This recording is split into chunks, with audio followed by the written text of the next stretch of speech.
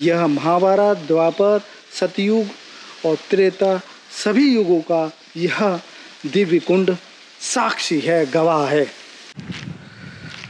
आप देखिए कितना सुंदर दृश्य है अरावली की पर्वत श्रृंखलाओं का, और इसी में स्थित है महाभारत कालीन मंदिर, परशौन मंदिर, जो ऋषि पराशर के नाम से प्रसिद्ध हुआ है। और इसका पूरा जो इतिहास है महाभारत कालीन इतिहास है। और अभी थोड़ी ही देर में मैं आपको उन परशौन मंदिर के दिव्य दर्शन कराऊंगा।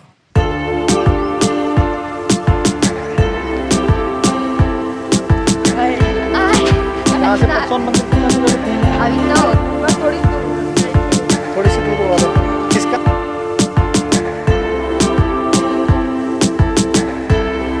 फरीदाबाद के पास में घूमना चाहते हैं उनके लिए इससे बेहतरीन कोई जगह नहीं है। नीचे देखिए सीढ़ियाँ जा रही हैं, बहुत गहराई ऊंचाई है। आप अगर बच्चों के साथ आ रहे हैं तो थोड़ा सावधानी से आइएगा, क्योंकि पूरा एरिया जंगली एरिया है और जंगल का एरिया है पूरा। और बच्चों के साथ थोड़ा सा आप यहाँ पे सावधानी के साथ आएँ, क्योंकि चारों तरफ पत्थर ही पत्थर हैं, जंगल है और जंगली जानवरों का भी खतरा है आसपास। क्योंकि प्राचीन काल में जो ऋषि मुनि, हमारे पूर्वज, हमारे महापुरुष ऋषि मुनि जो तपस्या करते थे वो ऐसे ही शांत एरिया और एकांत में ही तपस्या करते थे।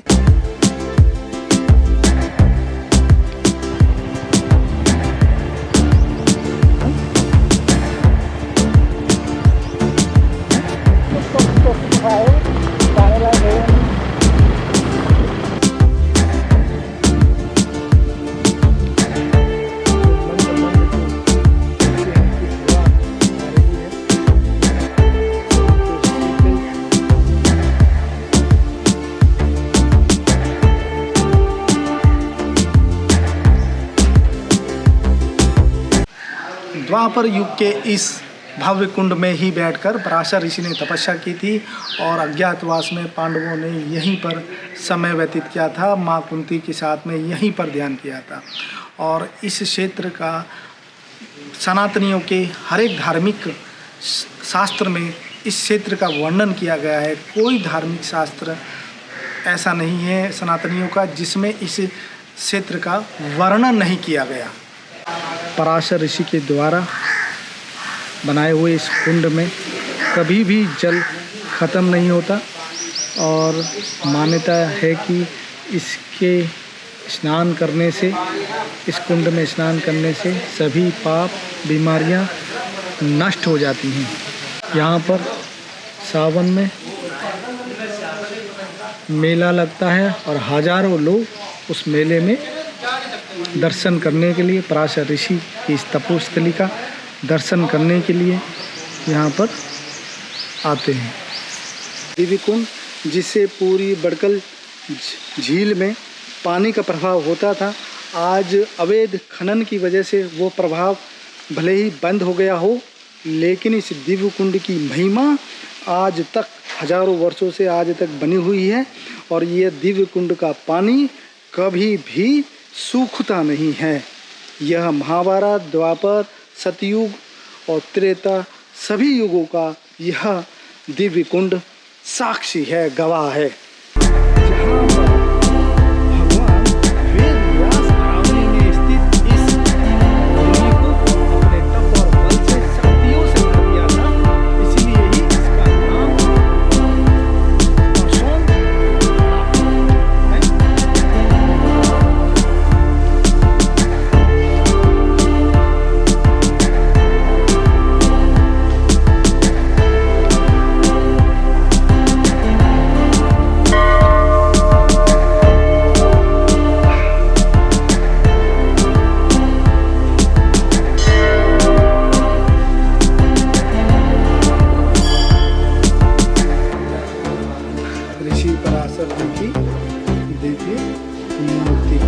झील को जो है ये पारसर कुंड से ही, यहीं से ही पानी निकलता था, इसी से ही पूरी झील का पानी से रहता था। लेकिन चारों तरफ खदानें खोदी गई, उससे पानी का लेवल नीचे चला गया, झील सूख गई। लेकिन आज भी कुंड वैसा का वैसा ही है।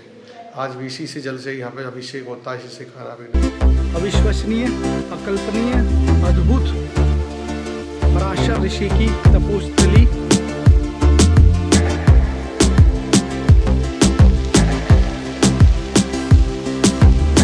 तपस्थली रही है। यह पूरा अरावली का क्षेत्र सप्त ऋषि का क्षेत्र कहलाता है, जिसमें से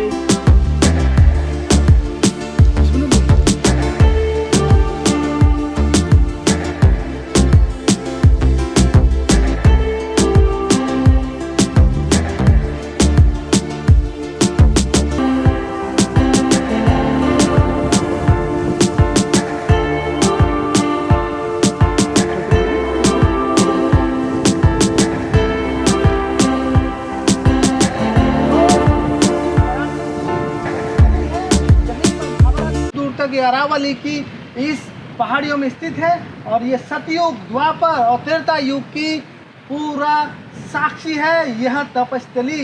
यहीं पर महाभारत लिखी गई, यहीं पर ज्योतिष का प्रथम खंड लिखा गया। यही वो स्थली है जो सप्त ऋषि की स्थली कहलाती है। और इस महान तपस्थली पर आज हम आ गए हैं और ये तपस्थली ऋषि पराशर की है, जिन्होंने सतयुग में 12,000 वर्ष तपस्या की थी। द्वापर युग में भगवान शिव का वास भी यही स्थल है और जब पांडवों का अज्ञातवास था, कृष्ण भगवान उनसे मिलने के लिए इसी स्थल पर आए थे। पर्वत श्रृंखलाओं से घिरा हुआ है, शांत, और इस जगह का नाम मंगला वनी नाम से पहले अगर यहाँ पर पहुँच जाएंगे तो बहुत ही सुंदर दृश्य आपको यहाँ पर देखने मिलेंगे।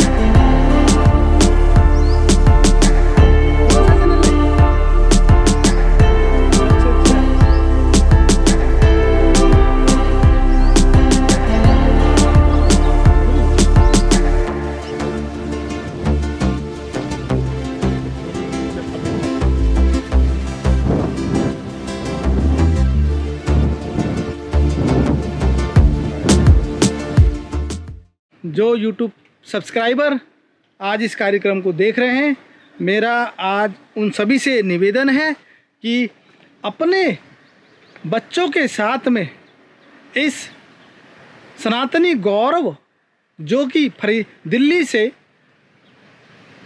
फरीदाबाद सूरजकुंड का जो रास्ता है, उससे मात्र 15 किलोमीटर दूर ये स्थित है, आप अपने बच्चों के साथ इस तपोस्थली पर अवश्य भ्रमण करें। हर हर महादेव, हर हर महादेव।